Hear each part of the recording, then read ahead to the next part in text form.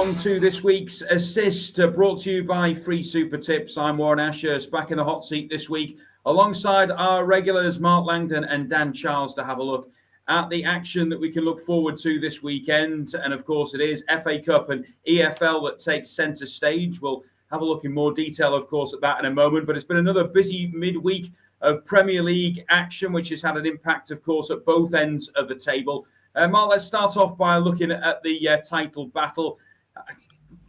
Lazily, I could just say to you, is it over? But at the end of the day, I thought you were going to call it a title race there. That's why I stopped myself. But I mean, let's just look at what's kind of gone on over the last week or so, because Arsenal in particular, people will point to the fact they've not scored a goal in the last two games, and ultimately that not buying a striker is going to cost them.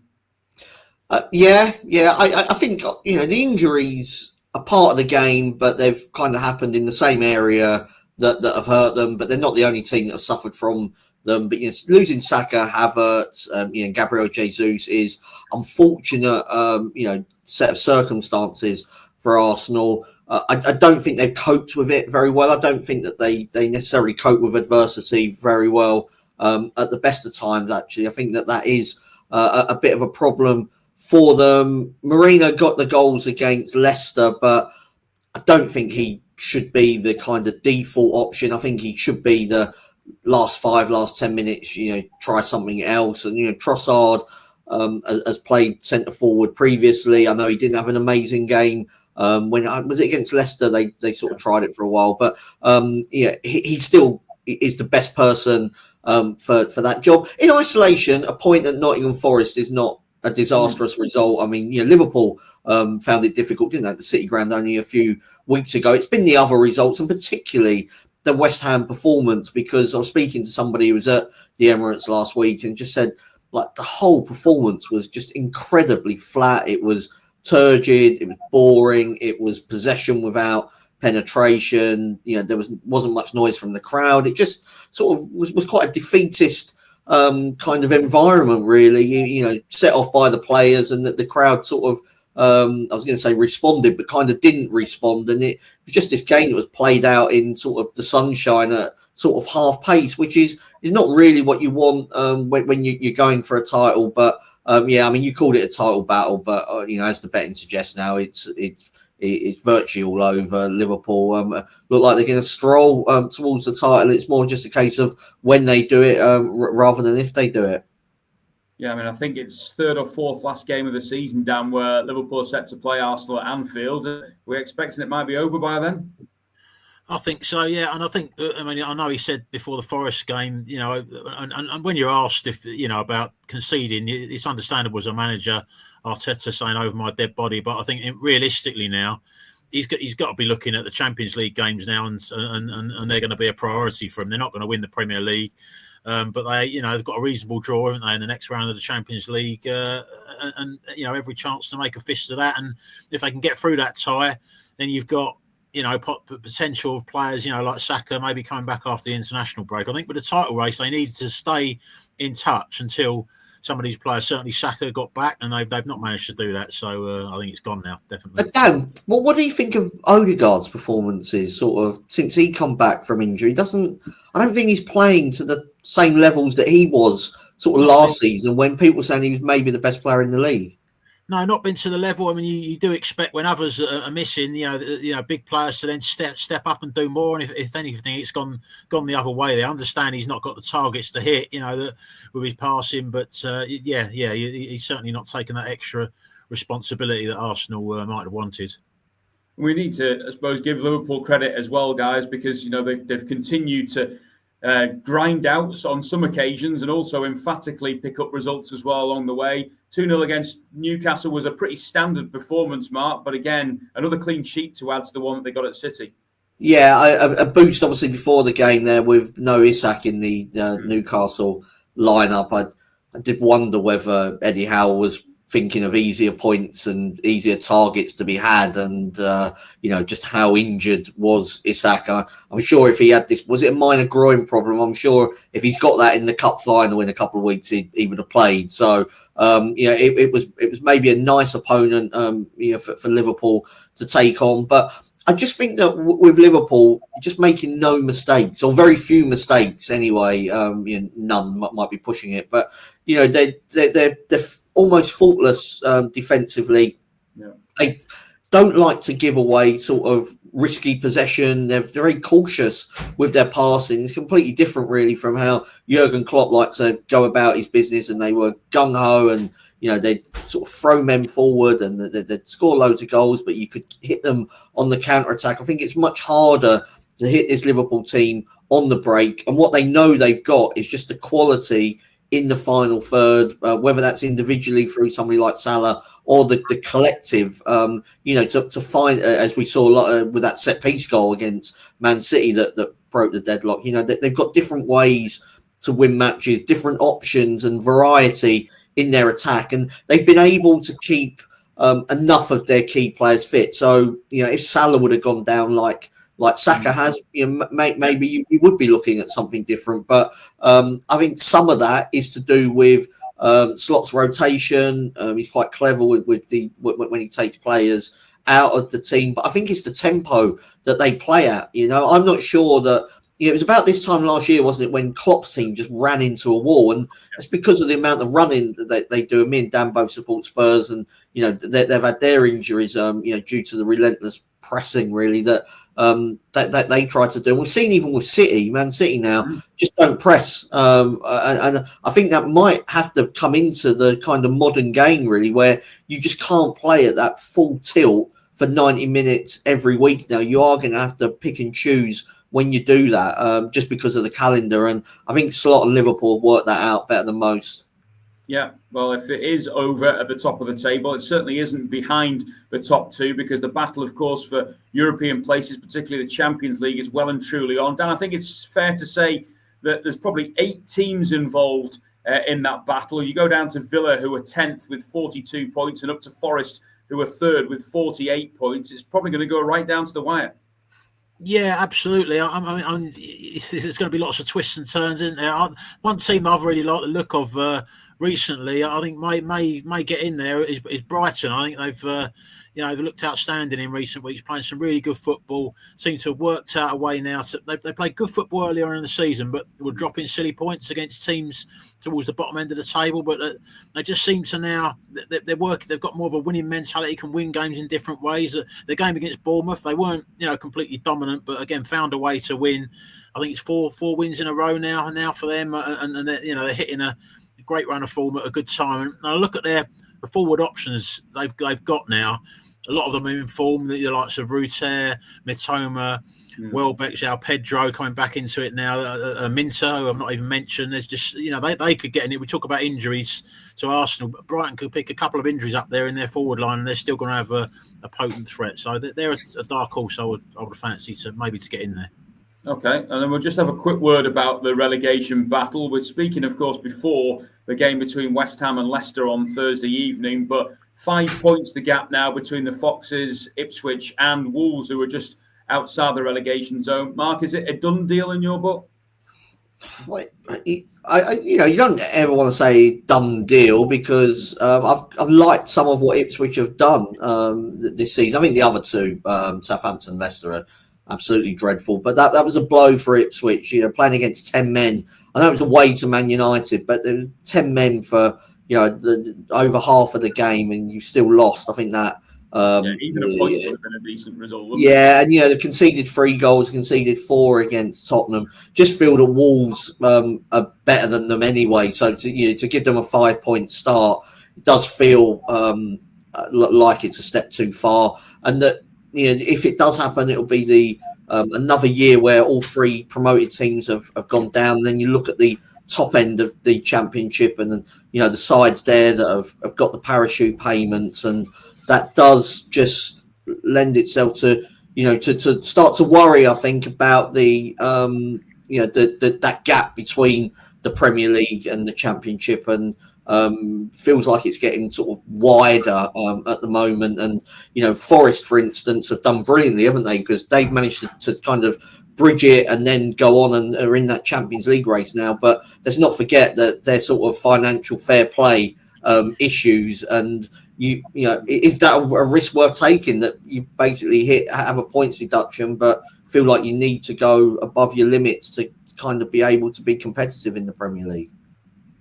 Yeah, I think we could probably talk about this for quite a while. It's maybe for another day, but certainly the Premier League will keep us entertained for the remainder of the season. We're still plenty to play for. Time now to look ahead, though, to this weekend. As I say, the FA Cup takes centre stage, and our main game, or the big match of the week, shall we say, we've selected Sunday's 4:30 clash between Manchester United and Fulham at Old Trafford. United 6-4, the draw 9-4, and Fulham around 15-8 to claim the victory here. Dan, we'll start with you with this one. I mean, more problems off the field at Manchester United this week. They did get that win eventually over Ipswich, but you know, the situation off the field certainly can't be helping what's going on the pitch as well. No, but I mean, you know, they've shown a bit of character. That's what I would say. The last two games, they're 2-0 down at Everton, and you know, seemingly heading for defeat. Came back, you know, very strongly there to get the 2-2 draw, and then, you know, the Ipswich game to concede and to have a player sent off and then concede straight after, just before half time, going in 2-2. You know, really probably thinking at that stage, you know, every chance of sliding to defeat, and they've dug out a win. So, you know, there's a couple of decent, you know, responses there for them. And the injury situation, they've lost Dorgu, haven't they, to a suspension with his sending off. But the injury situation has been improving a little bit. Ugarte and Yoro coming back into the frame. They've beaten Fulham at home and away, you know, twice this season. Already 1-0 in the league. I just think 6-4 is a little bit too big. I mean, the FA Cup for United, where they are in the league, is massive for them now. You know, I know they're still in Europe, but I think to continue running the FA Cup's a big deal for them. They've got home advantage. Fulham have done better than them in the league, but as I said, they've lost those two tight games, and I just think at the odds, I'll be siding towards United, actually. We'll look at Fulham in more detail in a second, Mark, but what have you made of Manchester United the last couple of weeks? I mean, there's even been murmurings as well, you know, granted it's kind of outside of Old Trafford, that maybe the hierarchy is starting to wonder whether they've made the right selection in terms of the manager.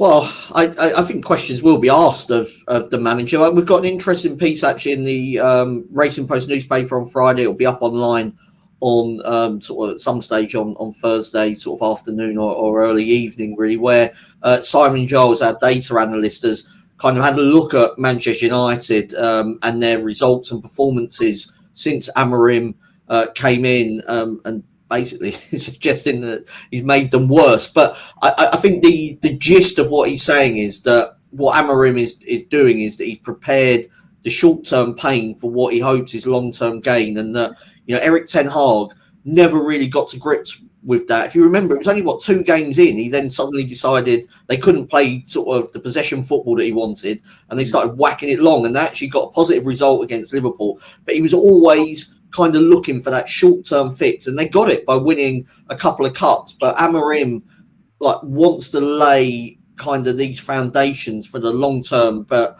to do that, he's going to need transfer windows, and he's going to need probably a summer to work with them in pre-season. You know, the coaches just haven't had any time on the training pitch, and so it is difficult, I think, for a new manager. At some stage, United are going to have to give somebody time, but you also need to have confidence that he's the right person. And what I would say about Amorim, I thought in the first couple of press conferences he did, he was outstanding the way that he spoke. I think in more recent weeks, he's really blundering in the press conference. You know, he'd rather play his goalkeeping coach than Rashford. This is the worst United team he's ever seen. He had a sort of unnecessary dig at Spurs, didn't he? Saying, well, you know, I've got problems, but we're a bigger club than Tottenham. I mean, of course, Man United are a bigger team than Tottenham. You don't even need to say that, do you? It's almost sort of a little club syndrome when you start bringing up stuff like that. So I think he's mismanaged situations, but at some stage, United need to give somebody time, because, you know, they're just going to end up in the same position, you know, this time next year with, I don't know, probably David Moyes in charge.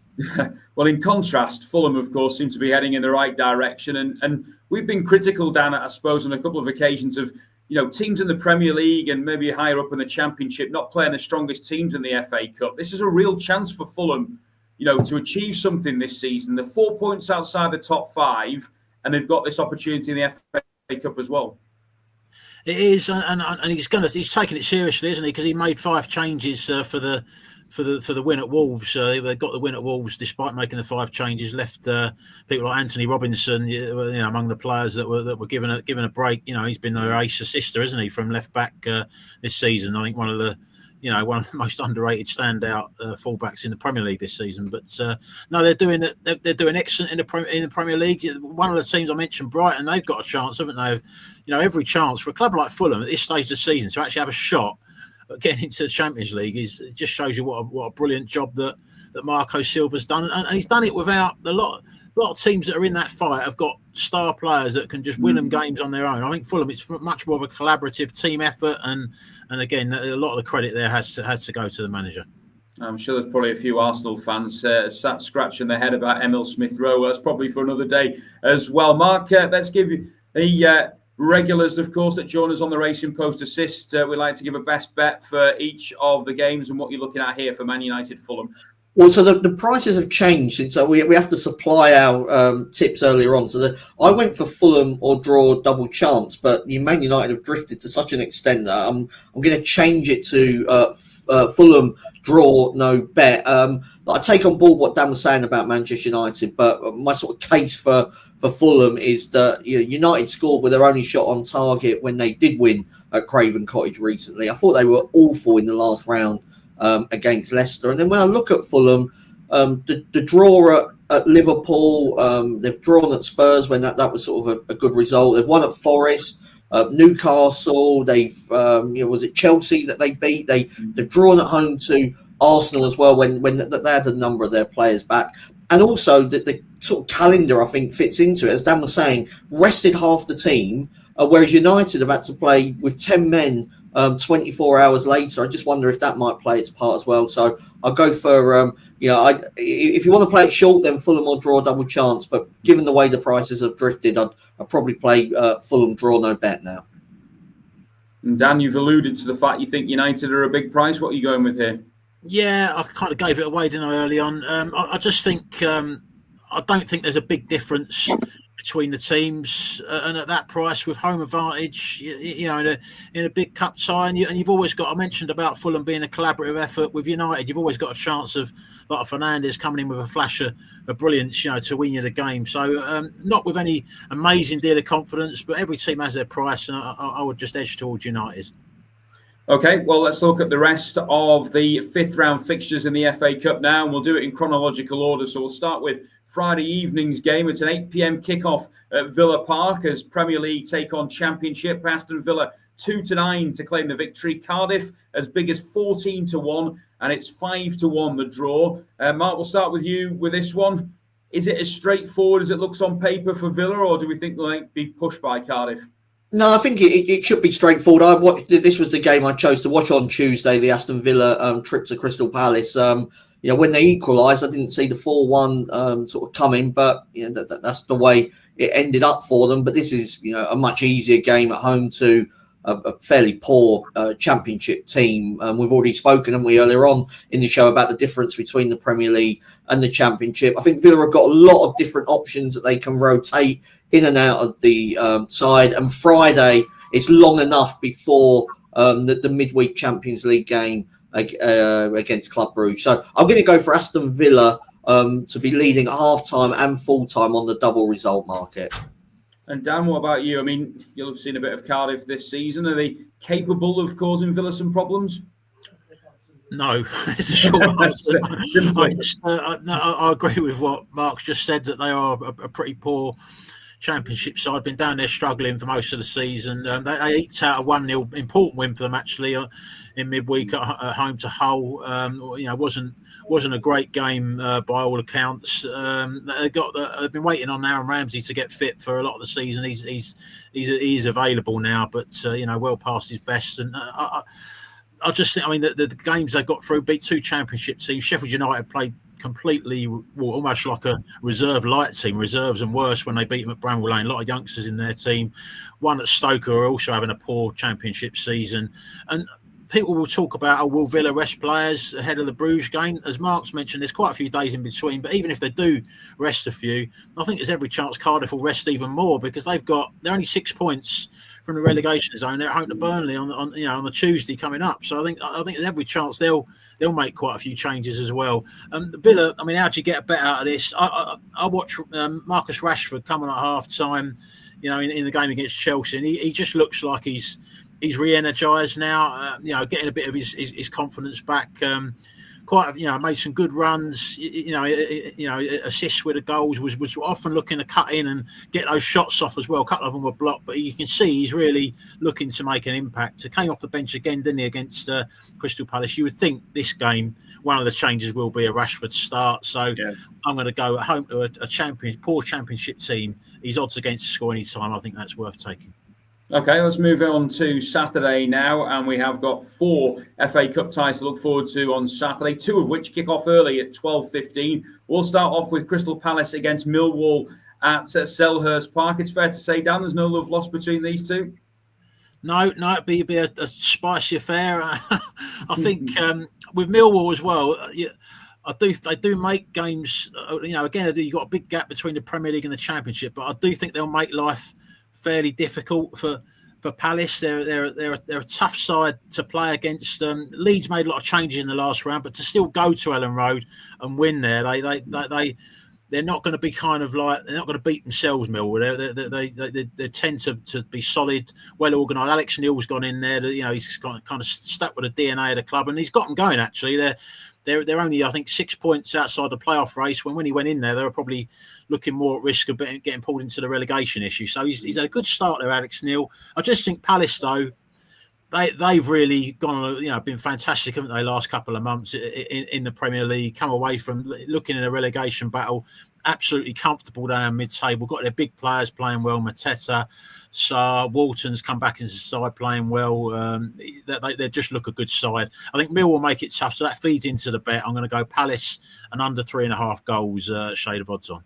Okay, well, just to let you know that the outright price is Palace 3-1 on to claim the victory, 10-1 Millwall, and it's 7-2 the draw. Arguably, Mark, Palace probably could say are the informed team in the Premier League at the moment. They'll be fancying their chances in the FA Cup. You at home to anyone left in this competition, that they certainly won't fear it, and that they're a good away side as well. So this is a excellent opportunity given the casualties already we've seen in the FA Cup for maybe it'd be Glasner dancing down the touchline like Pardew did at Wembley a few years ago. So I think there'll be more arrests than there will goals in this game. I'm going to go for Palace and under 3.5 as well. 6 of Millwall's last 8 games have been under 2.5 goals. So I'd take the extra goal because of the quality of the opposition. But agree with what Dan said. So it could be spicy at Selhurst Park, none less spicy potentially at Deepdale, where 2 Lancashire rivals meet at 12:15 on Saturday. It's Preston against Burnley. Preston 11-4, Burnley 11-10, and the draw around 9-4. One of our colleagues was telling me earlier that you have to go back to 1966 for the last time that Preston reached the quarterfinals of the FA Cup. They've won it, of course, a few times back in the day. Could they cause a bit of an upset here, Mark, do you think? I just wonder in Preston, are they, do they talk about that more than the World Cup success of 1966? What a year for football. I mean, they could cause an upset because Burnley's attention is on, getting to the Premier League, but a makeshift team was able to win at Southampton in the last round.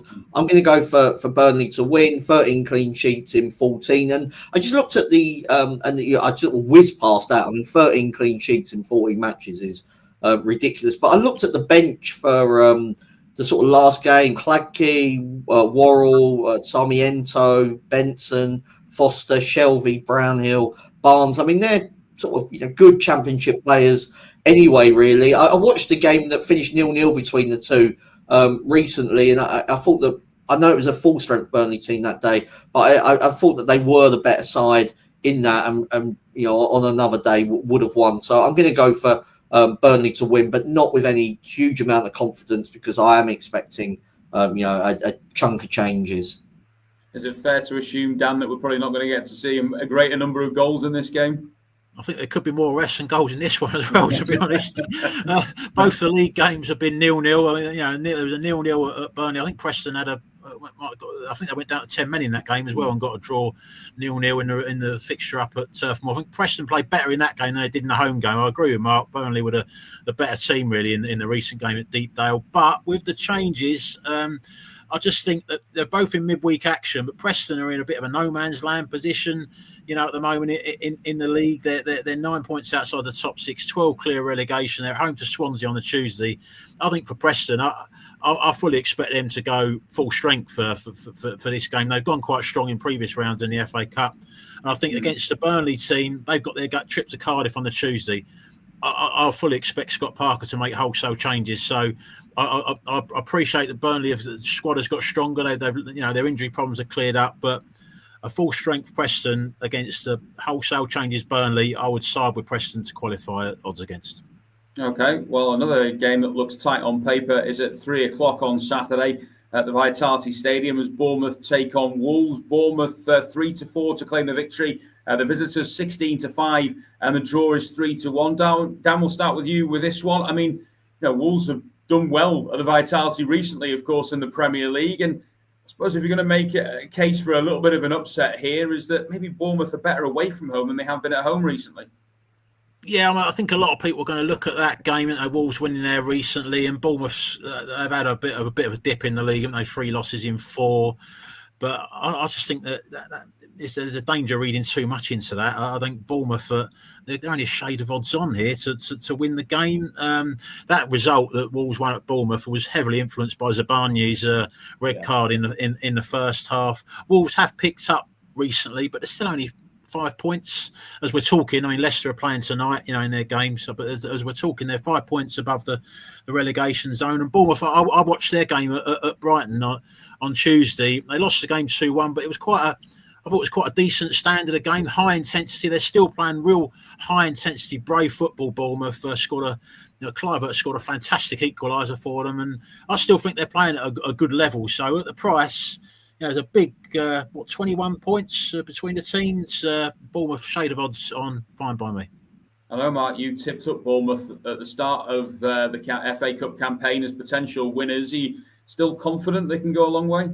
Well, I mean, confident in as much as you would have settled for this position, when it was put up at the start of the third round, because a lot of the big guns have gone out. You've got a home tie where your odds on to win, and they're sort of carried on their form. My nervousness just comes from sort of the strikers that they've still got out at the moment, and what Dan said there about like the brilliance of that Clivert goal. He just can't keep doing that, I suppose, and scored fair few amount of penalties, Clivert, but it feels like it's like him or Semenyo has to do something really sort of special, I think, at the moment, just because of the fact that they've got their injured forwards at the moment. So in terms of the bet on them to win the cup, you'd be love to get some of them forwards back and fit and firing. But as it stands, I just thought the draw might be the way to go here, just because I'm just not sure if the Cherries are going to sort of have enough firepower to win the game. But I like what Iriola's doing, and he's probably destined for, without wishing to upset the one Bournemouth fan that probably listens, he's probably destined for bigger things, I think. Okay, well, we'll move on now to the evening game on Saturday, a 5:45 kickoff at the Etihad for Manchester City against Plymouth. City 14-1 on to claim the victory here. Plymouth as big as 28-1, and it's 10-1 the draw. We know what Plymouth did in the last round against Liverpool, Mark. Granted, this is away from home park, but they are playing against a City team who, still at the moment, you're not entirely sure what you're going to get from them. Yeah, but it wasn't Liverpool, was it? I mean, they were Liverpool in name, but it was name only, really. The team was probably still good enough to get through, but it wasn't a full-strength Liverpool team. Plymouth did brilliantly, defended well when they needed to, like in that last sort of 20 minutes when it got a bit tricky for them. But as Liverpool started to bring on a couple of better players, you saw the chances that they created in that game. I think Man City will win as easy as they like. Very, very difficult from a betting point of view. I've gone for a 4-0. They were toothless against Liverpool in their last home game. But before that, City had scored 24 goals in their 6 home matches. It was a kind of a game of two halves against Tottenham in midweek. They were very good in the first half. Man City, had to then sort of withstand a bit of pressure, which they did in the second period. Haaland is back to fitness. And in terms of a trophy, and City will still fancy their chances in this competition. This is it for them, isn't it, in terms of a trophy? So I don't see them messing around with the team. And I've gone 4-0. I just think City will win very comfortably. Seems strange saying this, Dan, but Plymouth arguably have got bigger fish to fry, and they've got themselves to within 3 points potentially of safety in the Championship. And does that maybe take their eye off the ball a little bit here? Well, I mean, I think they're going to give everything in this game, but I agree with Mark. I don't think it's going to kind of get them anywhere. I would mention he's done a very good job, Miran Muslic. I mean, a lot of people were kind of completely writing them out of the race for survival there. They've only lost one of their last 6 Championship games, which from where they were is a great effort. I mean, it's a 5-1 win at home to Millwall in there, 2-2 a draw away to Sunderland. They're picking up some really good results in the Championship, but the gap between, and they've had some great results. Got to mention, not just the Liverpool game, but they went and won at Brentford as well, didn't they, in the third round? So they've done brilliant in the FA Cup. But City, I think if you were worried about City at all, it would have been if they were in the Champions League. It's still, and they had a game to come next week, but they haven't even got a midweek game to worry about. So he's. We all know how much Pep Guardiola, loves to win a trophy. Well, this is it now, isn't it? The FA Cup this season, and I think he'll go as strong as you like. If he makes a few changes, there'll be loads of strength on the bench. Plymouth, as I say, done great so far to get this far, but huge gulf. Similar to Mark, I think it'll be a high scoring City. When I'm going to go City and over 3.5 goals at 8-11 looks a bet to me. Always a chance that Plymouth might nick a goal on the break as well to increase the chance of that bet winning. Okay, well, that is Saturday covered. We'll move on to Sunday now. We've already looked, of course, at Man United Fulham, but there's a game at 1:45 before that, and it's at St James's Park, the All Premier League affair between Newcastle and Brighton. Newcastle around about 11-10 to claim the victory, 23-10 Brighton, and 13-5 the draw.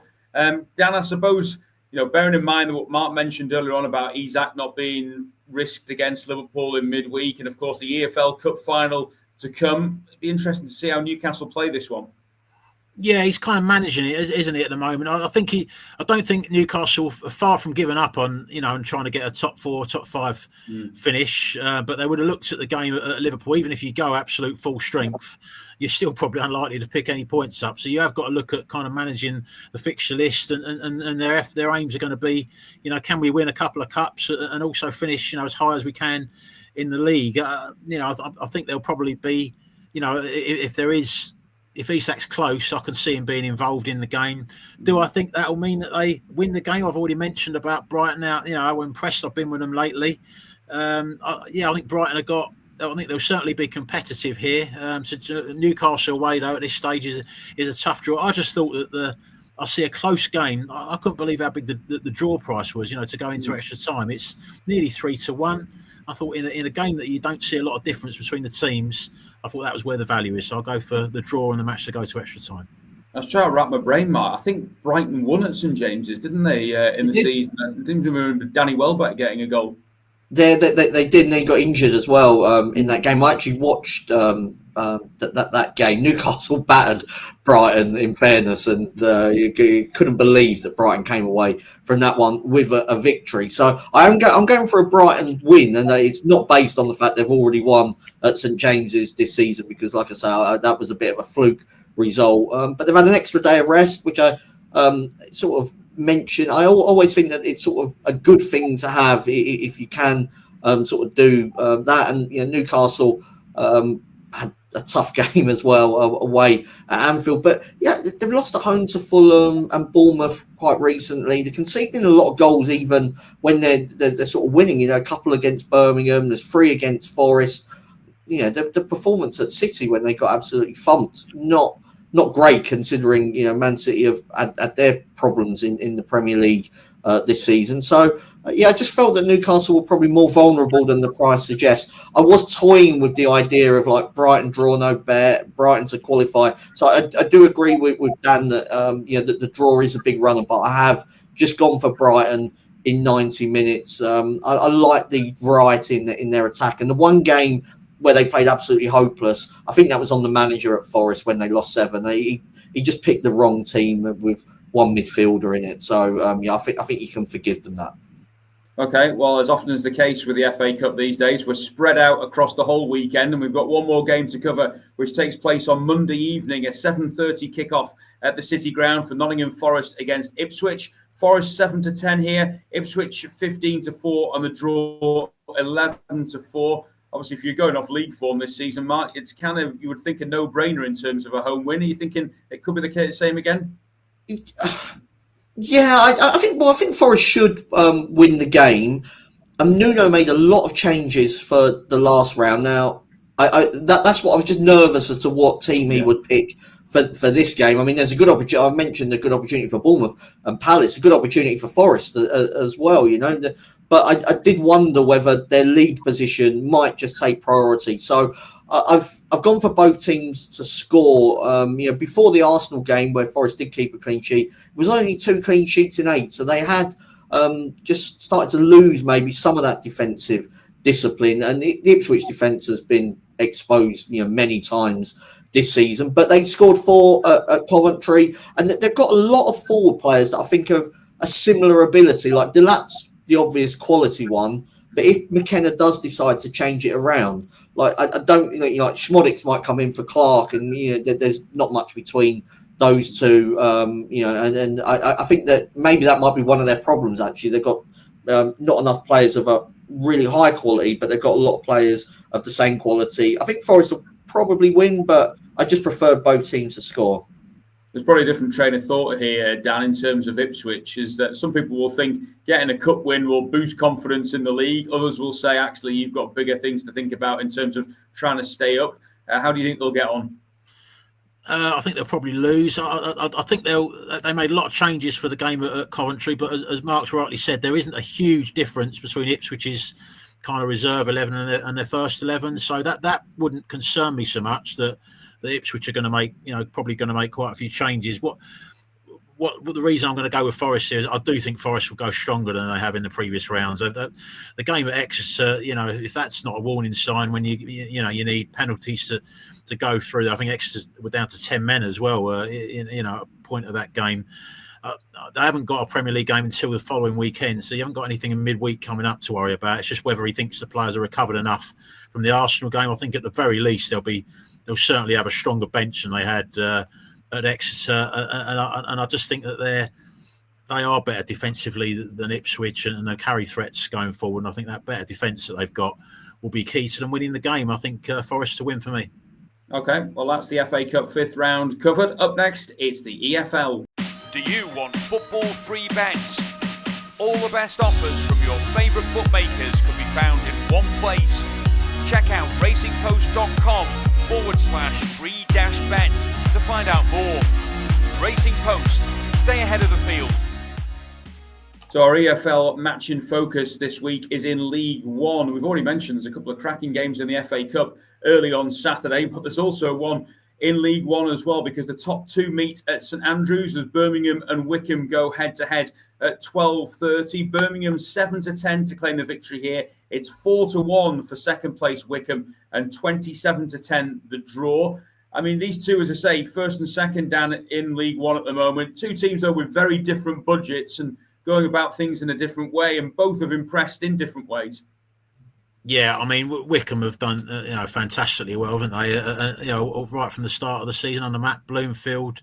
Mike Dodds has then come in when he Luton came in for him, and they've still continued to perform at a high standard. The top scorer, had a spell out injured, Richard Coney, who's been key for them. He's recently come back though, so he'll be involved in this game, probably be ready to start again. However, they have gone off the ball a little bit the last few games. They've had 3 draws in their last 4 games, a 0-0 at home to Wigan last weekend, which, it sounded like they didn't create many chances in that game. And when you go into Birmingham, which is, without doubt, probably one of the toughest away games any League One team will ever face, they're the biggest budget of all time. It's been mentioned many times in League One. Still unbeaten at home. They got 13 wins and 3 draws. They had the midweek game, which Wickham didn't have, but it was made easier for them because Leyton Orient went down to 10 men after 12 minutes of that game. Curry got the left back got sent off, so they've had a cruise there. Really cruised to a 2-0 win. Wouldn't have taken a great deal out of them, and I just think. Recently, I was doing a game, match in focus, Leeds and Sunderland. Leeds were 8-15, and I went for the draw. There was a 7-point gap between them teams going into the game. This match, you've got a 9-point gap between the teams, and Birmingham have got a game in hand. So, and they're quite a bit of a bigger price than Leeds were for that game. So, if you follow that train of thought, I just think with the massive home advantage, and they are, a stronger squad, stronger team. Go for just Birmingham to win the game. 7-10 looks fair enough to me. Yeah, unbeaten in the last 5, Birmingham, and looking like they're heading straight back to the Championship. Should be a cracking game, though, with another brilliant atmosphere at St Andrews. Time now for Dan's EFL selections for the weekend. Dan always gives us, of course, 3 tips to look out for. And what's the first of those 3 this week, Dan? I'm going to start off in League One with Stevenage draw no bet at home to Huddersfield. Now, you might think, are we getting to the stage of the season where you want to be backing teams that have got more to play for? But I think it's a little bit too early for that. Everyone's still got, something on the line. And Stevenage is quite a tricky place to go. 8 of their 12 league wins have come at home. They've been on a bit of a dodgy run, but got a nice 1-0 win away to Shrewsbury last weekend. But the main reason for this bet is it's kind of an anti-Huddersfield bet, really. Got injuries have been piling up for Huddersfield recently. I think they've lost 5 of their last 8 games. They lost 2-1 away to Wigan on the Tuesday. I think they only had 1 recognised centre-back. Nigel Longwhite was fit to play in that game. So they've got big issues in defence. And I think Stevenage, although they're not a fantastic side with that, strong home record, odds against draw no bet, go with that. Sticking with League One, going to go with another draw no bet, Charlton draw no bet to win away to Leyton Orient. I mentioned Leyton Orient, getting that player sent off, Curry in the midweek game at Birmingham. I mean, that is a tough ask to go to Birmingham and play with 10 men for that amount of time. There's going to be some tired legs there in that Orient team. You're playing against a Charlton team, one of the few teams in League One that have been, you could say, as good as Leyton Orient over the last couple of months has been Charlton, who have gone from sort of like mid to lower to mid-table, straight into that playoff race. They're level with points on Orient now and play the game less. Very different style of play. Nathan Jones likes to play a lot more direct than Richie Wellens does for Orient. But I just think with the fatigue in that Orient setup at the moment, go with Charlton on the draw no bet. Finally, going to drop into League Two. Bradford going for promotion, second in League Two. Back them just to win away to 9th place Salford. I mean, Bradford been known for their home form this season, haven't they? But they're starting to do the business on the road now as well. Got a great 1-0 win away to Bromley that was well deserved on Tuesday. And although it is an away game, they're going to take a massive away following their sold-out away end at Salford, who have had a lot of injuries recently and have struggled since the 8-0 defeat at Manchester City. Only had 1 win in 8, dropped out of the, outside of the playoffs now. So it's a good time to play Salford, who have also got lots of injuries as well. So Bradford to win this one. Yeah, it does look like finally Bradford might be getting themselves out of that bottom tier of the EFL. So just to remind you, the EFL selections for Dan this week, 2 draw no bets. They are Stevenage and Charlton, and Bradford are the third suggestion. Mark's turn now, and his bet builder to start off with. And what game are we looking at here, Mark, for your bet builder? We're going to South London for the dust-up between Crystal Palace and Millwall. We'll start with, I think, the one of the more obvious selections, which is Crystal Palace to win the game. Flying in the Premier League at the moment. Destroyed Aston Villa. Those 3 second-half goals on Tuesday, and the gap between Premier League and Championship is significant. The Palace have got a lot of players that have caught the eye, but Munoz, on the right wing back, I'm going for him to have a shot on target. Gets forward a lot, and you'd expect against a Championship team, him to get even more license to get forward in support of Sarr down that right hand side. He's had a shot on target in 3 of his last 4 games. This is sort of one of the more easier games on his recent appearance list as well. So, and the fact that Millwall probably defend deep as well, Palace might need to take their shots from distance. And then to complete the bet builder, which comes in about 10-1, it's Tanganga to be booked for Millwall. A very aggressive centre-back. He's been one of the best defenders in the Championship this season. He's been linked with a move, returned back to the Premier League, and you can understand why, really. He's got excellent physicality. Maybe the reason he's not in the Premier League is what he lacks on the ball, but that clash with Mateta likely to be quite aggressive, I would have thought, really, and he was sent off at Selhurst Park previously as well. Yeah, it's almost like a heavyweight contest between those two. I saw Tanganga in a game at Oxford earlier in the season, and he was really impressive on that occasion as well. So that is Mark's bet builder for this week in the FA Cup clash between Crystal Palace and Millwall. You've also got a prop shop selection for us as well, Mark. Yeah, I wonder if the prop shop might be a third delivery item to come through the door while I'm on this video. There's probably about 5's on, even though there's a couple of minutes left. But he's already been mentioned, actually, but I thought Marcus Rashford at 9-2 to score first for Aston Villa against Cardiff was a lively runner. He's all over set pieces at the moment in terms of the free kicks. And I wondered whether he might play through the middle. Could be an opportunity to give Watkins a rest, even if he's out on the left. He's somebody that is a threat. I think Unai Emery has woken him up from his United slumber. He's got a point to prove against a fairly average Championship team, and one that's conceded a lot of goals. Even when they got through against Stoke, they conceded 3. They conceded 7 at Leeds pretty recently. So, yeah, Rashford at 9-2 to score the opening goal on Friday night. Okay, well, a big heads up to the 3 that stepped in for us guys last week, because Tom McGarry, Jack Ogilvie and Aaron Ashley came up with an 11-1 winner for the Assist Treble last week. So massive kudos to them. We've got to try and follow in their footsteps, guys, this week for the Assist Treble. Dan, we'll start with your pick first. Yeah, pressure's on. I'm going to go with Forest against Ipswich. Mentioned earlier, I think they got the 1-0 win at home to Ipswich back in November in the league. I think since then Ipswich were looking quite competitive at the time, but they've kind of regressed since then. Forest have been superb since then. We were wondering at the time are they going to be able to stay up there, and they've been even better. So I think they'll play a stronger team than they have in the previous rounds, and Forest to win the game. Okay, and Mark, who are you going for this week? I'm playing it fairly safe, actually. I'm going for a shorty at home, but it's Juventus to beat Verona in Serie A. Now, Juventus were knocked out of the Italian Cup in midweek, a sort of blow, really, to their hopes of winning silverware this season, because it's just not going to happen. But the main sort of thing for them is to try to qualify for the Champions League.